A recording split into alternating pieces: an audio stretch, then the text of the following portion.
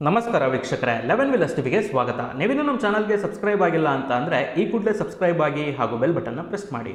ವೀಕ್ಷಕರೇ, ಇವತ್ತಿನ ಸಂಚಿಕೆಯಲ್ಲಿ ನಾನು ಶುಕ್ರ ನಿಮ್ಮ ಜಾತಕದಲ್ಲಿ ಆ್ಯಕ್ಟಿವೇಟ್ ಆಗಿದ್ದರೆ ಯಾವ ರೀತಿಯಾದಂಥ ಒಂದು ಶುಭ ಫಲಗಳನ್ನು ಕೊಡುತ್ತೆ, ಇನ್ ಕೇಸ್ ಆ್ಯಕ್ಟಿವೇಟ್ ಆಗಿಲ್ಲ ಸೊ ಅಂತ ಹೇಳ್ಕೊಳ್ಳೋ ಅಂಥ ಒಳ್ಳೆ ಪೊಸಿಷನಲ್ಲಿಲ್ಲ ಅನ್ನೋದಾದರೆ ಯಾವ ರೀತಿಯಾದಂಥ ಪ್ರಾಬ್ಲಮ್ಗಳಿಗೆ ಅದು ಮೂಲ ಆಗುತ್ತೆ. ಸೊ ಪ್ರಾಬ್ಲಮ್ಸ್ ಅಂತ ಇದೆ ಅಂದಮೇಲೆ ಅದಕ್ಕೊಂದು ಪರಿಹಾರ ಅನ್ನೋದು ಇರಲೇಬೇಕಲ್ವಾ. ಅದಕ್ಕೆ ಯಾವ್ಯಾವ ರೀತಿಯಾದಂತಹ ಪರಿಹಾರಗಳನ್ನು ಮಾಡಿಕೊಂಡ್ರೆ ಪ್ರಾಬ್ಲಮ್ಸು ಬ್ಯಾಲೆನ್ಸ್ ಆಗುತ್ತೆ ಅನ್ನೋದನ್ನು ಈ ವಿಡಿಯೋದಲ್ಲಿ ನಾವು ಡಿಸ್ಕಸ್ ಮಾಡ್ತಾ ಇದ್ದೀವಿ. ಹಾಗಾದರೆ ಜಾಸ್ತಿ ಟೈಮ್ ವೇಸ್ಟ್ ಮಾಡೋದಲ್ಲೇ ವಿಡಿಯೋ ವಿಚಾರಕ್ಕೆ ಬರೋದಾದರೆ, ಮೊದಲನೇ ಪಾಯಿಂಟು, ಶುಕ್ರ ನಿಮ್ಮ ಜಾತಕದಲ್ಲಿ ಆ್ಯಕ್ಟಿವ್ ಆಗೋದ್ರಿಂದ ಯಾವ ರೀತಿಯಾದಂಥ ಫಲಗಳನ್ನು ಕೊಡುತ್ತೆ. ಸೊ ಅದರಲ್ಲಿ ಮೊದಲನೇ ಪಾಯಿಂಟ್ ಏನು ಅಂದರೆ, ನೀವು ತುಂಬ ಅಟ್ರಾಕ್ಟಿವ್ ಪರ್ಸ್ನಾಲಿಟಿ ಆಗಿರ್ತೀರಾ. ಎಲ್ಲೋದ್ರೂ ಕೂಡ ನೀವೇ ಸೆಂಟರ್ ಆಫ್ ದ ಅಟ್ರಾಕ್ಷನ್ ಆಗಿರ್ತೀರಾ. ಯಾವುದೋ ಒಂದು ಫಂಕ್ಷನಿಗೆ ಹೋಗ್ತೀರಾ, ಅಲ್ಲೇ ಒಂದು ಸ್ವಲ್ಪ ಸೈಡಲ್ಲಿ ಎಲ್ಲೊಂದು ಕಡೆ ಚೇರ್ ಎಳ್ಕೊಂಡು ಕೂತ್ಕೊಂಡ್ರಿ ಅಂತ ಅಂದ್ಕೊಳ್ಳಿ, ಅಲ್ಲೇ ಒಂದು 4-5 ಜನ ಮತ್ತೆ ನಿಮ್ಮ ಸುತ್ತಮುತ್ತ ಬಂದು ಕೂತ್ಕೊತಾರೆ, ಅಲ್ಲೇ ಎಲ್ಲ ಪರಿಚಯ ಆಗ್ತಾರೆ, ಅಲ್ಲೇ ಒಂದು ಹರಟೆ ಹೊಡೆಯೋದಕ್ಕೆ ಸ್ಟಾರ್ಟ್ ಆಗಿಬಿಡುತ್ತೆ. ಈ ರೀತಿಯಾಗಿ ಅಲ್ಲೇ ನೀವೇ ಸೆಂಟರ್ ಆಫ್ ದ ಅಟ್ರಾಕ್ಷನ್ ಆಗಿರ್ತೀರ. ಅಟ್ರಾಕ್ಟಿವ್ ಅಂದ ತಕ್ಷಣಕ್ಕೆ ನೀವು ಬ್ಯೂಟಿಫುಲ್ ಅಂತ ಅಂದ್ಕೊಳಕ್ಕೆ ಹೋಗಬೇಡಿ. ಬ್ಯೂಟಿಫುಲ್ ಅನ್ನೋದಕ್ಕೆ ಬೇರೆ ಬೇರೆ ಪ್ಲ್ಯಾನೆಟ್ನ ಒಂದು ಪೊಸಿಷನ್ಗಳನ್ನ ನಾವು ನೋಡಬೇಕಾಗತ್ತೆ. ಅಟ್ರಾಕ್ಟಿವ್ ಅಂತ ಅಂದರೆ ಎಲ್ಲರ ಗಮನ ಸೆಳೆಯೋದು ಅಂತ ಅರ್ಥ. ಫಾರ್ ಎಕ್ಸಾಂಪಲ್ ಹೇಳೋದಾದರೆ, ಒಂದು ಊರಲ್ಲಿ ಒಬ್ಬರು MLA ಇರ್ತಾರೆ ಅಂತ ಅಂದ್ಕೊಳ್ಳೋಣ. ಅವರು ಯಾವುದೇ ಫಂಕ್ಷನಿಗೆ ಹೋದರೂ ಕೂಡ ಅವರೇ ಸೆಂಟರ್ ಆಫ್ ದ ಅಟ್ರಾಕ್ಷನ್, ಹೋಗಿ ಬರೋ ತನಕ ಆದರೂ ಅಟ್ಲೀಸ್ಟ್ ಈ ರೀತಿಯಾಗಿ ಆಗುವಂಥದ್ದು. ಅಲ್ಲಿ ಫಂಕ್ಷನಿಗೆ ಬೇರೆ ಬೇರೆ ಬ್ಯೂಟಿಫುಲ್ ಆಗಿರೋಂಥ ಜನ ಬಂದಿರ್ತಾರೆ ಅಂತಲೇ ಅಂದ್ಕೊಳ್ಳಿ, ಬಟ್ ಈ ವ್ಯಕ್ತಿ ಹೋಗಿ ಬರೋ ತನಕ ಅವರೇ ಸೆಂಟರ್ ಆಫ್ ದ ಅಟ್ರಾಕ್ಷನ್ ಅಲ್ವಾ. ಈ ರೀತಿ ಆಗೋವಂಥದ್ದು. So centre of the attraction ನೀವು ಆಗಿರ್ತೀರ. ಸೊ ಒಂದು ಯಾವುದೋ ಒಂದು ಫಂಕ್ಷನಲ್ಲಿ ತುಂಬ ಜನ ಇರ್ತಾರೆ, ಸೆಂಟರ್ ಆಫ್ ದ ಅಟ್ರಾಕ್ಷನ್ ಅಂದರೆ ಶುಕ್ರ ಆ್ಯಕ್ಟಿವೇಟ್ ಆಗಿರೋ ತುಂಬ ಜನ ಇರ್ತಾರೆ. ಅದರಲ್ಲಿ ಮತ್ತೆ ಯಾರು ಎಲ್ಲರೂ ಹಂಗೆ ಇರುತ್ತಾ? ಸೊ ಎಲ್ಲರಿಗೂ ಕೂಡ ಸೆಂಟರ್ ಆಫ್ ದ ಅಟ್ರಾಕ್ಷನ್ ಅದೇ ಥರ ಆಗುತ್ತಾ ಅಂತ ಅನ್ನೋದಾದರೆ, ಆ ಥರ ಕಂಡೀಷನಲ್ಲಿ ತುಂಬ ಜನ ಶುಕ್ರ ಆ್ಯಕ್ಟಿವೇಟ್ ಆಗಿರೋರು ಒಂದೇ ಕಡೆ ಸೇರಿದಾಗ ಯಾರಿಗೆ ಅತಿ ಹೆಚ್ಚು ಆ್ಯಕ್ಟಿವೇಟ್ ಆಗಿರುತ್ತೆ ಅವರು ಅಲ್ಲಿ ಸೆಂಟರ್ ಆಫ್ ದ ಅಟ್ರಾಕ್ಷನ್ ಆಗ್ತಾರೆ. ನೆಕ್ಸ್ಟ್ ಪಾಯಿಂಟು, ನಿಮಗೆ ತುಂಬ ಒಂದು ಆರ್ಟಿಸ್ಟಿಕ್ ಮೈಂಡ್ಸೆಟ್ ಇರುತ್ತೆ. ಆರ್ಟಿಸ್ಟಿಕ್ ಮೈಂಡ್ಸೆಟ್ ಅಂದರೆ ಕಲೆನ ಒಂದು ಸವಿಯುವಂಥ ಒಂದು ಮನಸ್ಸಿರುತ್ತೆ, ಅಥವಾ ಸ್ವತಃ ನೀವೇ ಕಲಾವಿದರಾಗಿರ್ತೀರ. ಫಾರ್ ಎಕ್ಸಾಂಪಲ್ ಹೇಳೋದಾದರೆ, ಒಂದು ಸಿಂಗಿಂಗು, ಡ್ಯಾನ್ಸಿಂಗು, ಆ್ಯಕ್ಟಿಂಗು ಅಥವಾ ಡ್ರಾಯಿಂಗು, ಆರ್ಟಿಸ್ಟು ಈ ರೀತಿಯಾಗಿ ಇರೋವಂಥದ್ದು. ಅಂದರೆ ಜಸ್ಟ್ ನೀವೊಂದು ಹಾಡು ಕೇಳಿದ್ದ ತಕ್ಷಣಕ್ಕೆ ಅದನ್ನು ಅಲ್ಲಿಗೆ ಬಿಡಲ್ಲ. ಸೊ ಆ ಹಾಡು ನಿಮ್ಗೆ ಇಷ್ಟ ಆಯಿತು ಅಂತ ಅಂದರೆ ಅದನ್ನು ನೀವು ತುಂಬ ಅದೇ ಥರ ಹೇಳೋದಕ್ಕೆ ಇಷ್ಟಪಡ್ತೀರಾ. ಅದು ಬೇರೆಯವ್ರಿಗೆ ಯಾವುದೇ ಥರ ಕೇಳಿ, ಅದು ಬೇರೆಯವ್ರಿಗೆ ಕೆಟ್ಟದಾಗ ಕೇಳುತ್ತಾ, ನೋ ಇಶ್ಯೂ. ನೀವು ಅದನ್ನು ಹೇಳಿ ನೀವು ನಿಮ್ಮ ಮನಸ್ಸಿಗೆ ಖುಷಿ ಪಡಿಸ್ಕೋಬೇಕು, ಅರ್ಥ ಆಯ್ತಾ? ಬೇರೆಯವ್ರನ್ನ ಮೆಚ್ಚಿಸ್ಕೊಳ್ಳೋದಕ್ಕಲ್ಲ. ಸೊ ಅದನ್ನು ನೀವು ಏನಕ್ಕೋಸ್ಕರ ಹೇಳ್ತೀರಾ ಅಂದರೆ, ನಿಮ್ಮ ಮನಸ್ಸಿಗೆ ಒಂದು ಖುಷಿ ಆಗಬೇಕು ಅಂತ, ನಿಮ್ಮ ಮನಃಶಾಂತಿಗೋಸ್ಕರ ಅದನ್ನು ಹೇಳ್ತೀರಾ.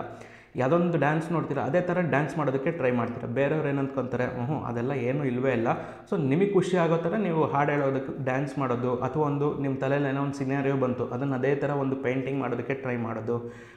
ಎನಿಥಿಂಗ್ ರಿಲೇಟೆಡ್ ಟು ಆರ್ಟ್ ನಿಮಗೆ ಇಂಟ್ರೆಸ್ಟ್ ಇರುತ್ತೆ, ಅದನ್ನು ಒಂದು ಸವಿಯುವಂಥ ಮನಸ್ಸಿರುತ್ತೆ ಶುಕ್ರ ಆ್ಯಕ್ಟಿವೇಟ್ ಆಗಿದ್ದರೆ. ನೆಕ್ಸ್ಟು, ನಿಮಗೆ ಏಜ್ ಒಂದು ಸ್ವಲ್ಪ ಗೊತ್ತಾಗದೇ ಇರೋ ಥರ ಮೇಂಟೈನ್ ಮಾಡೋವಂಥ ಒಂದು ಚಾಳಿ ಇರುತ್ತೆ. ಅಂದರೆ ಈ ಬೇರೆಯವರು ನನ್ನ ಏಜನ್ನು ಜಾಸ್ತಿ ಕಂಡುಹಿಡಿಬಾರ್ದು.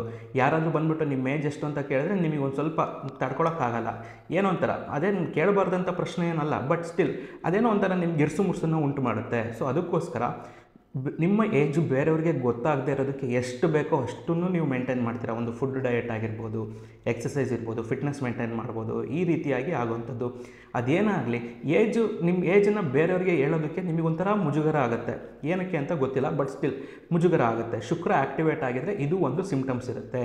Next point, good wealth management ಅಂತ ಹೇಳ್ಬೋದು. ಅಂದರೆ ಹಣಕಾಸಿನ ನಿರ್ವಹಣೆ ಸಿಕ್ಕಾಬಟ್ಟೆ ಚೆನ್ನಾಗಿ ಮಾಡ್ತೀರಾ. ನಿಮಗೆ ಗೊತ್ತಿಲ್ಲದೇನೋ ಅದಾಗುತ್ತೆ. ಅಂದರೆ ಸರಿಯಾಗಿ ದುಡಿಯೋವಂಥದ್ದು, ಅಥವಾ ಸಾಲ ಮಾಡಿದರೆ ಅದನ್ನು ನೀಟಾಗಿ ಪ್ಲ್ಯಾನ್ ಮಾಡಿ ತೀರಿಸೋವಂಥದ್ದು. ಒಟ್ಟಿನಲ್ಲಿ ಜಾಸ್ತಿ ಹಣಕಾಸಿನ ರಿಸ್ಕ್ಗಳನ್ನು ತಗೊಂಡ್ರೂ ಕೂಡ ಅದನ್ನು ನೀಟಾಗಿ ಮ್ಯಾನೇಜ್ಮೆಂಟ್ ಮಾಡ್ತೀರಾ. ಯಾರ ಹತ್ರನೂ ಒಂದು ಕೈ ತೋರಿಸ್ಕೊಳ್ಳಲ್ಲ ವ್ಯವಹಾರಗಳಲ್ಲಿ. ಪಕ್ಕ ವ್ಯವಹಾರಸ್ಥರು ಅಂತಾರಲ್ಲ, ಇವರಿಗೆ ಅಂತ ಅನ್ನೋದು. ಶುಕ್ರ ಆ್ಯಕ್ಟಿವೇಟ್ ಆಗಿರೋರು ಪಕ್ಕ ವ್ಯವಹಾರಸ್ಥರಾಗಿರ್ತಾರೆ. ನೆಕ್ಸ್ಟು, ಇವರಿಗೆ ಜಗಳಗಳು ಅಂದರೆ ಆಗಲ್ಲ. ಜಗಳಗಳು ಅಲ್ಲೆಲ್ಲೋ ಜಗಳ ನಡೀತಾ ಇದೆ ಅಂದರೆ ಸೈಲೆಂಟಾಗಿ ಬೇರೆ ಕಡೆಯಿಂದ ಪಾಸ್ ಆಗಿಬಿಡ್ತಾರೆ. ಹಂಗಂತ ಹೇಳ್ಬಿಟ್ಟು ಅದ್ರ ಬಗ್ಗೆ ಅವ್ರಿಗೆ ಒಂದು ಒಪಿನಿಯನ್ ಇರಲ್ಲ ಅಂತ ಅಲ್ಲ. ಸೊ ಅದರಲ್ಲಿ ಅವ್ರು ಗೆಲ್ಲಬೇಕು ಇವ್ರು ಗೆಲ್ಲಬೇಕು ಅನ್ನೋದು ಏನೋ ಒಂದು ಇರುತ್ತೆ ಒಪಿನಿಯನ್, ಬಟ್ ಸ್ಟಿಲ್ ಆ ಜಗಳದಲ್ಲಿ ಅವ್ರು ಇನ್ವಾಲ್ವ್ ಆಗೋಕ್ಕಾಗಲ್ಲ. ಇನ್ ಕೇಸ್ ಅವ್ರಿಗೆ ಸಂಬಂಧಪಟ್ಟಂಗೆ ಏನೋ ಜಗಳ ಆಗ್ತಾ ಇದೆ ಅನ್ನೋದಾದರೆ ಅಲ್ಲಿ ಅವರು ಜಾಸ್ತಿ ಹೊತ್ತು ಆ ಜಗಳನ ಕಂಟಿನ್ಯೂ ಆಗೋದಕ್ಕೆ ಬಿಡಲ್ಲ. ಅದನ್ನು ಎಷ್ಟಕ್ಕೆ ಬೇಕೋ ಅಷ್ಟಕ್ಕೆ ನಿಲ್ಲಿಸ್ತಾರೆ. ಆದಷ್ಟು ಆ ಜಗಳನ್ನ ನಿಲ್ಲಿಸೋದಕ್ಕೆ ಪ್ರಯತ್ನ ಮಾಡ್ತಾರೆ. ಜಾಸ್ತಿ ಜಗಳ ಆಡೋದು ಅಂದರೆ ಇವ್ರಿಗಾಗಲ್ಲ. ಸೊ ಇದು ಒಂದು ಬೇರೆ ಪಬ್ಲಿಕ್ ಲೈಫಲ್ಲೂ ಕೂಡ ಹಾಗೂ ಪರ್ಸ್ನಲ್ ಲೈಫಲ್ಲೂ ಕೂಡ. ಅದಕ್ಕೋಸ್ಕರ ಇವರು ಒಂದು ಫ್ಯಾಮಿಲಿನ ತುಂಬ ನೀಟಾಗಿ ಬ್ಯಾಲೆನ್ಸ್ ಮಾಡ್ಕೊಂಡು ಹೋಗ್ತಾರೆ. ಸಂಸಾರದಲ್ಲಿ ಜಾಸ್ತಿ ಜಗಳ ಆಗೋದಕ್ಕೆ ಬಿಡೋದಿಲ್ಲ. ಏನೇ ಜಗಳ ಆಗ್ಬೋದು ಅದನ್ನು ಅಲ್ಲಲ್ಲಿಗೆ ಶಮನ ಮಾಡ್ತಾರೆ. ಸೊ ಇವ್ರಿಗೊಂದು ಸ್ವಲ್ಪ ಹ್ಯಾಪಿ ಫ್ಯಾಮಿಲಿ ಜಾಸ್ತಿ ಇರೋವಂಥ ಫೀಲಿಂಗ್ ಇರುತ್ತೆ. ನೆಕ್ಸ್ಟ್ ಪಾಯಿಂಟ್ ಏನಂದರೆ, ಯಾರಿಗೆ ಶುಕ್ರ ಆ್ಯಕ್ಟಿವೇಟ್ ಆಗಿರುತ್ತೆ ಅವರಿಗೆ ಕೂದಲು ತುಂಬ ಚೆನ್ನಾಗಿರುತ್ತೆ. ಇದನ್ನು ನಾನು ಬೇಕಂದರೆ ಬರೆದು ಕೊಡ್ತೀನಿ. ಯಾರಾದರೂ ಗಂಡು ಮಕ್ಕಳು ಉದ್ದುದ್ದ ಕೂದಲು ಬಿಟ್ಟಿದ್ದಾರೆ ಅನ್ನೋದಾದರೆ ಡೆಫಿನೆಟ್ಲಿ ಅವರಿಗೆ ಶುಕ್ರ ಆ್ಯಕ್ಟಿವೇಟ್ ಆಗಿರಲೇಬೇಕು. ಶುಕ್ರ ಅಲ್ಲದೆ ಬೇರೆ ಯಾವ ಗ್ರಹನೂ ಇಂಥ ಒಂದು ಸ್ಪೆಸಿಫಿಕ್ ಆಗಿರೋಂಥ ಅಂಶನೂ ಹೊಂದಿಲ್ಲ. ಯಾರಿಗೆ ಗಂಡು ಮಕ್ಕಳಿಗೆ ಶುಕ್ರ ಆ್ಯಕ್ಟಿವೇಟ್ ಆಗಿದೆ ಅವರು ಖಂಡಿತವಾಗಿ ಉದ್ದುದ್ದ ಕೂದಲು ಬಿಟ್ಟೇ ಬಿಟ್ಟಿರ್ತಾರೆ. ಅಥವಾ ಎಲ್ಲರೂ ಬಿಡಲೇಬೇಕು ಅಂತ ಅಲ್ಲ, ನೀವು ರ್ಯಾಂಡಮಾಗೆ ಈಗ ಎಲ್ಲೋ ಒಂದು ಟ್ರಾಫಿಕಲ್ಲಿ ಸಿಗಾಕೊಂಡಿರ್ತೀರ, ಯಾರೋ ಒಂದು ಹುಡುಗ ಉದ್ದ ಕೂದಲು ಬಿಟ್ಟಿದ್ದಾನೆ ಅಂತ ನೋಡ್ತೀರಾ, ನೀವು ಅಂದ್ಕೊಂಬಿಡಿ ಅವನಿಗೆ ಶುಕ್ರ ಆ್ಯಕ್ಟಿವೇಟ್ ಆಗಿದೆ ಅಂತ ನಿಮಗೆ ಗೊತ್ತು, ನೀವು ಅಂದ್ಕೊಂಬಿಡಿ. ಈ ರೀತಿಯಾಗಿ ನೀವು ಅಬ್ಸರ್ವ್ ಮಾಡುವಂಥದ್ದು. ಶುಕ್ರನ ಬಿಟ್ಟರೆ ಇನ್ಯಾವುದೇ ಗ್ರಹ ಈ ಥರ ಒಂದು ಅಂಶ ಕೊಡೋದಕ್ಕೆ ಸಾಧ್ಯ ಇಲ್ಲ. ನೆಕ್ಸ್ಟು ಸಿಕ್ಕಾಬಟ್ಟೆ ನಿದ್ದೆ ಬರುವಂಥದ್ದು. ನಿದ್ದೆ ಸಿಕ್ಕಾಬಟ್ಟೆ ಬರುತ್ತೆ, ಇರ್ರೆಸ್ಪೆಕ್ಟಿವ್ ಆಫ್ ಪ್ಲೇಸ್. ಅವರಿಗೆ ನಿದ್ದೆ ಬೇಕು ಅನಿಸಿದ ತಕ್ಷಣಕ್ಕೆ ನಿದ್ದೆ ಬರುತ್ತೆ. ಈ ರೀತಿಯಾಗಿ ಅವರು ನಿದ್ದೆಯಲ್ಲಿ ಯಾವುದೇ ಥರ ಕೊರತೆ ಇರಲ್ಲ. ಇದನ್ನು ನಾನು ಹೇಳ್ಬೋದು, ಶುಕ್ರ ಆ್ಯಕ್ಟಿವೇಟ್ ಆಗಿದ್ದರೆ ನಿದ್ದೆಯಲ್ಲಿ ಯಾವುದೇ ರೀತಿಯಾದಂಥ ಕೊರತೆ ಬರೋದಿಲ್ಲ. ಮತ್ತು ಇದು ಪ್ರಾಬ್ಲಮ್ ಅಂತಲೂ ಅನ್ಬೋದು ಈ ಪಾಯಿಂಟನ್ನು. ಶುಕ್ರ ಯಾರಿಗೆ ಜಾತಕದಲ್ಲಿ ತುಂಬ ಚೆನ್ನಾಗಿ ಆ್ಯಕ್ಟಿವೇಟ್ ಆಗಿರುತ್ತೆ ಅವರಿಗೆ ಬೇಗ ಶುಗರ್ ಅಟ್ಯಾಕ್ ಆಗುವಂಥ ಚಾನ್ಸಸ್ಸು ಹೈ ಇರುತ್ತೆ. ಸೊ ತುಂಬ ಚಿಕ್ಕ ವಯಸ್ಸಿಗೆ ಅವರಿಗೆ ಶುಗರ್ ಅಟ್ಯಾಕ್ ಆಗಬಹುದು.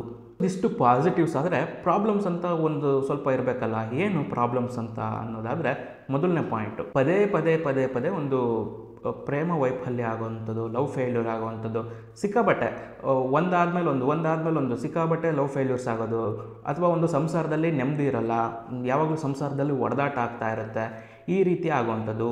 ನೆಕ್ಸ್ಟ್ ಪಾಯಿಂಟ್ ಏನಂದರೆ, ಇದು ಬಹಳ ಜನಕ್ಕೆ ಗೊತ್ತಿದೆಯೋ ಗೊತ್ತಿಲ್ವೋ ಗೊತ್ತಿಲ್ಲ, ಬಟ್ ಸ್ಟಿಲ್ ಒಂದು ದೇಹದಿಂದ ಒಂದು ದುರ್ಗಂಧ ಹೊರಗಡೆ ಬರುವಂಥದ್ದು, ತುಂಬ ಅನ್ಅಟ್ರಾಕ್ಟಿವ್ ಪರ್ಸ್ನಾಲಿಟಿ ಆಗೋದು.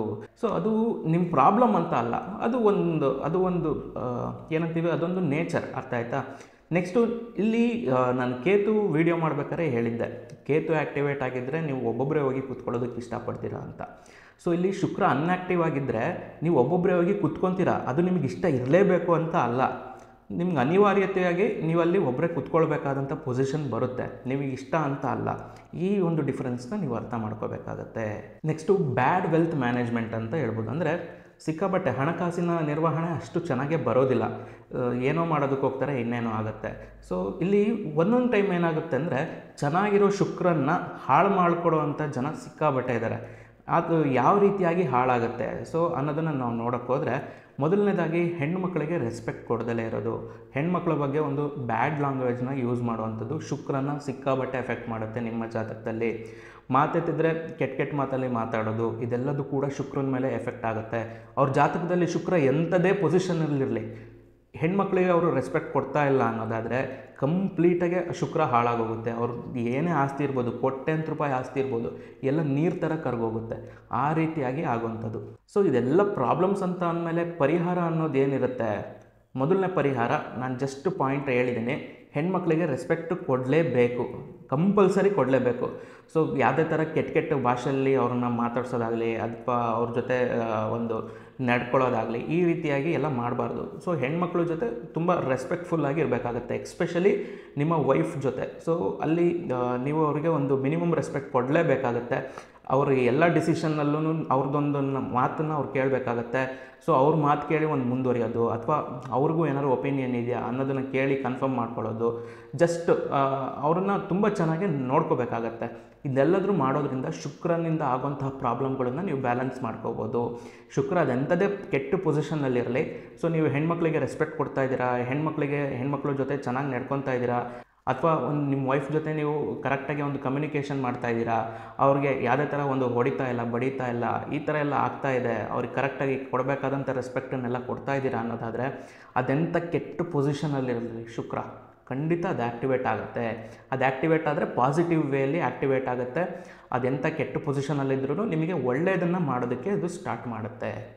ನೆಕ್ಸ್ಟ್ ಪಾಯಿಂಟ್ ಏನಂದರೆ, ನೀವು ಸಿಕ್ಕಾಬಟ್ಟೆ ಹೈಜಿನ್ನ ಮೇಂಟೈನ್ ಮಾಡಬೇಕಾಗತ್ತೆ. ಅಂದರೆ ತುಂಬ ಕರೆಕ್ಟ್ ಟೈಮಿಗೆ ಸ್ನಾನ ಮಾಡೋದು, ಅಥವಾ ಒಂದು ಜಾಸ್ತಿ ಕೊಳೆ ಆಗದೇ ಇರೋ ಥರ ನೋಡ್ಕೊಳ್ಳೋದು, ಬಟ್ಟೆಗಳಾಗಲಿ, ಅಥವಾ ನೀವೇ ನಿಮಗೆ ನೀವೇ ಒಂದು ಸ್ವಲ್ಪ ಕಂಫರ್ಟಬಲ್ಲಾಗಿ ಹೈಜಿನ್ನಾಗನ್ನ ಮೇಂಟೈನ್ ಮಾಡೋವಂಥದ್ದು. ಸುಮ್ಮನೆ ಇವಾಗ ಏನೋ ಕೆಲಸ ಮಾಡಬಾರ್ದು, ಹಂಗೆ ಊಟಕ್ಕೆ ಕೈ ಹಾಕಿ ತಿನ್ನೋದು, ಅಥವಾ ಊಟ ಮಾಡ್ಬೇಕಾದ್ರೆ ಎಲ್ಲ ಕಡೆ ಚೆಲ್ಕೊಂಡು ಊಟ ಮಾಡೋದು, ಈ ಥರ ಎಲ್ಲ ಆಗಬಾರ್ದು. ತುಂಬ ಹೈಜಿನ್ನ ಮೇಂಟೈನ್ ಮಾಡಬೇಕಾಗತ್ತೆ. ಸೊ ನೆಕ್ಸ್ಟು ಸ್ವಲ್ಪ ಕಾಸ್ಟ್ಲಿಯೆಸ್ಟ್ ಸೆಂಟ್ಗಳನ್ನು ನೀವು ಅಪ್ಲೈ ಮಾಡಬೇಕಾಗತ್ತೆ. ಯಾವುದೋ ಚೀಪಾಗಿರೋವಂಥ ಸೆಂಟ್ಗಳನ್ನು ಎಲ್ಲ ಬೇಡ, ಯಾವುದಾದ್ರೂ ಸ್ವಲ್ಪ ಕಾಸ್ಟ್ಲಿ ಆಗಿರೋಂಥ ಸೆಂಟ್ಗಳನ್ನು ನೀವು ಅಪ್ಲೈ ಮಾಡ್ಕೊಳ್ಳೋದ್ರಿಂದ ಶುಕ್ರ ಆ್ಯಕ್ಟಿವೇಟ್ ಆಗುತ್ತೆ. ನೆಕ್ಸ್ಟ್ ಪಾಯಿಂಟ್ ಏನು ಅಂದರೆ, ಸ್ವಲ್ಪ ರೆಗ್ಯುಲರಾಗಿ ಎಕ್ಸಸೈಸ್ಗಳನ್ನು ಮಾಡಬೇಕು. ಎಕ್ಸ್ಪೆಷಲಿ ಸೊಂಟಕ್ಕೆ ಸಂಬಂಧಪಟ್ಟಂತೆ ತುಂಬ ರೆಗ್ಯುಲರಾಗಿ ಎಕ್ಸಸೈಸ್ಗಳನ್ನು ಮಾಡೋದ್ರಿಂದ, ಎಕ್ಸಸೈಸ್ ಮಾಡೋ ಮೂಲಕ ನೀವು ನಿಮ್ಮ ಬೆವರನ್ನು ಹೊರಗಡೆ ಹಾಕೋದ್ರಿಂದ ಶುಕ್ರ ಆ್ಯಕ್ಟಿವೇಟ್ ಆಗುತ್ತೆ. ಇದೊಂದು ಪಾಯಿಂಟ್ ಅಂತ ಕೇಳ್ಬೋದು. ಹೌದು, ಇದೊಂದು ಡೆಫಿನೆಟ್ಲಿ ತುಂಬ ವರ್ಕ್ ಆಗುವಂಥ ಪಾಯಿಂಟು. ನೀವು ನಿಮ್ಮ ಬೆವರನ್ನು ಹೊರಗೆ ಹಾಕಿದಾಗ ನಿಮ್ಮ ದೇಹದಲ್ಲಿರುವಂಥ ಒಂದು ದುರ್ಗಂಧ ಹೊರಗೋಗೋ ಎಲ್ಲ ಪಾಸಿಬಿಲಿಟೀಸು ಇರುತ್ತೆ. ಸೊ ನೀವೆಷ್ಟು ಬೆವಿತೀರ ಇದು ಒಂದು ದಿನಕ್ಕೆ 2 ದಿನಕ್ಕೆ ಆಗೋ ಕೆಲಸ ಅಲ್ಲ. ವರ್ಷಾನುಗಟ್ಟಲೆ ಪ್ರಾಕ್ಟೀಸ್ ಮಾಡಿದಾಗ ರೆಗ್ಯುಲರ್ ಎಕ್ಸಸೈಸ್ ಮೂಲಕ ನೀವು ಬೆವೆಯೋದನ್ನು ನಿಮಗೆ ಅಲ್ಲಿ ಶುಕ್ರ ಆ್ಯಕ್ಟಿವೇಟ್ ಆಗುವಂಥದ್ದು, ಇರ್ರೆಸ್ಪೆಕ್ಟಿವ್ ಆಫ್ ಅದು ಪೊಸಿಷನ್ ಏನೇ ಇರಲಿ, ನಿಮ್ಮ ವ್ಯಕ್ತಿತ್ವ ಹೆಂಗೆ ಇರಲಿ, ನೀವು ಕರೆಕ್ಟಾಗಿ ಎಕ್ಸಸೈಸ್ ಮಾಡ್ತಾಯಿದ್ದೀರಾ, ನೀವು ಬೆವರ್ತಾ ಇದ್ದೀರಾ, ಶುಕ್ರ ಆ್ಯಕ್ಟಿವೇಟ್ ಆಗೇ ಆಗುತ್ತೆ. ಅದು ಆಗಲೇ ಒಂದು ಹೇಳಿದೆ ನನ್ನ ಪಾಯಿಂಟು, ಶುಕ್ರ ಆ್ಯಕ್ಟಿವೇಟ್ ಆಗೋದ್ರಿಂದ ಒಂದು ಶುಗರ್ ಬರುತ್ತೆ ಅಂತ. ಅದನ್ನು ನೀವು ಬ್ಯಾಲೆನ್ಸ್ ಔಟ್ ಮಾಡ್ಕೋಬೋದು ಈ ಪಾಯಿಂಟಿಂದ. ಎಕ್ಸಸೈಸ್ಗೂ ಶುಗರ್ಗೂ ಏನು ಸಂಬಂಧ ಅಂತ ನಿಮಗೆ ಗೊತ್ತಿರುತ್ತೆ. ನೆಕ್ಸ್ಟು ಇನ್ನೊಂದು ಪಾಯಿಂಟ್ ಏನಂದರೆ, ಮೊಸರನ್ನ ಜಾಸ್ತಿ ಬಳಕೆ ಮಾಡಿ.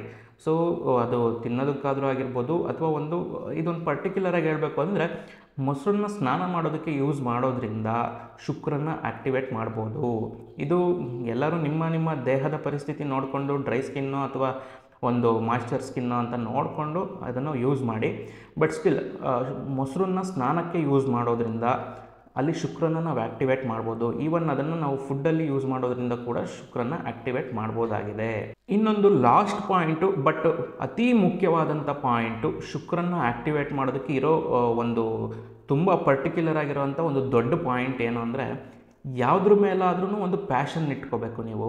ಸೊ ಪ್ಯಾಷನ್ ಅಂತ ಅಂದರೆ ಬೈಕಲ್ಲ, ಯಾವುದಾದ್ರೂ ಮೇಲೆ ನಿಮಗೆ ಒಂದು ಆಸಕ್ತಿ ಇರಬೇಕು. ಯಾವುದೇ ಒಂದು ವಿಷಯ ಆಗಿರಲಿ, ಒಂದು ಬುಕ್ ಓದೋದಾ ಆಯಿತು, ಅದ್ರ ಮೇಲೆ ಆಸಕ್ತಿ ಬೆಳೆಸ್ಕೊಳ್ಳಿ, ಏನು ತೊಂದರೆ ಇಲ್ಲ. ಅದೇ ಬೇರೆ ಥರ ಆಸಕ್ತಿ, ಒಂದು ಟ್ರೆಕ್ಕಿಂಗ್ ಹೋಗೋದು, ರೈಡಿಂಗ್ ಹೋಗೋದು, ಯಾವುದೇ ವಿಷಯದಲ್ಲಾದರೂ ಆಯಿತು, ಒಂದು ಪ್ಯಾಷನ್ ಇಟ್ಕೊಳ್ಬೇಕು. ಸೊ ಅದಕ್ಕೋಸ್ಕರ ನೀವೇನೇ ತ್ಯಾಗ ಮಾಡೋದಕ್ಕೂ ರೆಡಿ ಆಗಿರಬೇಕಾಗತ್ತೆ. ಸೊ ಈ ರೀತಿಯಾಗಿ ಒಂದು ಕಮಿಟ್ಮೆಂಟ್, ನಿಮ್ಮ ಒಂದು ಮನಸ್ಸಿನ ಜೊತೆ ನೀವು ಕಮಿಟ್ ಆಗ್ತಿರಲ್ಲ, ಸೊ ಇದು ತುಂಬ ಇಂಪಾರ್ಟೆಂಟ್ ಆಗಿರೋ ವಿಷಯ ಶುಕ್ರನ ಆ್ಯಕ್ಟಿವೇಟ್ ಮಾಡ್ಕೊಳ್ಳೋದಕ್ಕೆ. ಈ ಒಂದು ಕಮಿಟ್ಮೆಂಟನ್ನು ಯಾವಾಗಲೂ ಕೂಡ ಶುಕ್ರ ನೋಡೋದು. ಯಾಕೆಂದರೆ ಶುಕ್ರ ಅನ್ನೋದು ತುಂಬ ಕಮಿಟ್ ಆಗುವಂಥ ಪ್ಲ್ಯಾನೆಟು, ಸಿಕ್ಕಾಬಟ್ಟೆ ಕಮಿಟ್ಮೆಂಟ್. ಅದಕ್ಕೆ ಕೊಡುತ್ತೆ ಅಂದರೆ ಕೊಡುತ್ತೆ, ಕಿತ್ಕೊಳ್ಳುತ್ತೆ ಅಂದರೆ ಕಿತ್ಕೊಂಡ್ಲೇಬೇಕು, ಬೇರೆ ಆಪ್ಷನ್ ಇಲ್ಲ. ಆ ರೀತಿಯಾಗಿರುವಂಥ ಕಮಿಟ್ಮೆಂಟ್ ಹೊಂದಿರೋ ಗ್ರಹ. ಇದನ್ನು ಆ್ಯಕ್ಟಿವೇಟ್ ಮಾಡಬೇಕು ಅಂದರೆ ನೀವು ಕೂಡ ಯಾವ್ದಾದ್ರು ಒಂದು ವಿಷಯದಲ್ಲಿ ಆಸಕ್ತಿ ಇರಲೇಬೇಕು, ಯಾವ್ದಾದ್ರು ಒಂದು ವಿಷಯದಲ್ಲಿ ಪ್ಯಾಷನ್ ಇಟ್ಕೊಂಡಿರಲೇಬೇಕು. ಆ ವಿಷಯಕ್ಕೋಸ್ಕರ ನೀವೇನೇ ತ್ಯಾಗ ಮಾಡೋದಕ್ಕೂ ರೆಡಿ ಇರಬೇಕು. ತ್ಯಾಗ ಮಾಡಲೇಬೇಕು ಅಂತಲ್ಲ, ರೆಡಿ ಇರಬೇಕು, ಎಲ್ಲದಕ್ಕೂ ರೆಡಿ ಇರಬೇಕು. ಆ ವಿಷಯನ ಉಳಿಸ್ಕೊಳ್ಳೋದಕ್ಕೋಸ್ಕರ ನೀವೇನೇ ಬಿಡೋದಕ್ಕೂ ಕೂಡ ನೀವು ರೆಡಿ ಇರಬೇಕು. ಈ ಥರ ಒಂದು ಕಮಿಟ್ಮೆಂಟು, ಈ ಥರ ಒಂದು ಪ್ಯಾಷನ್ನ ಹೊಂದೋದ್ರಿಂದ ಯಾವುದೇ ವಿಚಾರದಲ್ಲಾದರೂ ಆಯಿತು ನೀವು ಶುಕ್ರನ ಆ್ಯಕ್ಟಿವೇಟ್ ಮಾಡ್ಬೋದು. ಇದಿಷ್ಟು ಶುಕ್ರನ ಒಂದು ಪಾಸಿಟಿವ್ಸು, ಪ್ರಾಬ್ಲಮ್ಸು ಹಾಗೂ ಪರಿಹಾರಗಳು. ನಾನು ಮುಂದಿನ ಸಂಚಿಕೆಯಲ್ಲಿ ಮತ್ತೊಂದು ವಿಷಯದ ಜೊತೆ ಬರ್ತೀನಿ. ಅಲ್ಲಿವರೆಗೂ ನೀವು ನಮ್ಮ ಚಾನಲ್ಗೆ ಸಬ್ಸ್ಕ್ರೈಬ್ ಆಗಿಲ್ಲ ಅಂತ ಅಂದರೆ ಈ ಕೂಡಲೇ ಸಬ್ಸ್ಕ್ರೈಬ್ ಆಗಿ ಹಾಗೂ ಬೆಲ್ ಬಟನ್ನ ಪ್ರೆಸ್ ಮಾಡಿ. ನಮಸ್ಕಾರ, ಧನ್ಯವಾದ.